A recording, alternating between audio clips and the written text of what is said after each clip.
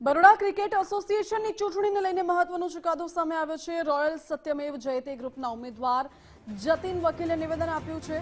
Judgement 120 પેજનું છે। 4 ઉમેદવારોને અયોગ્ય જાહેર કરાયા છે। અમારા ગ્રુપના જ 2 ઉમેદવાર છે। ડબલ જજની બેન્ચ સમક્ષ ઉમેદવારો અપીલ કરશે। હાલમાં તો મત ગણતરી પર સ્ટે છે।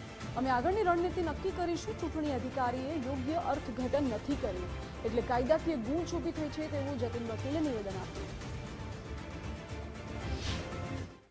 વિવાદિત જજમેન્ટ 120 પાનનું છે, અમે વાંચ્યું અને નામદાર સુપ્રીમ કોર્ટે જે ગાઈડલાઈન આપી હતી એનું વર્ણન સારું કર્યું છે।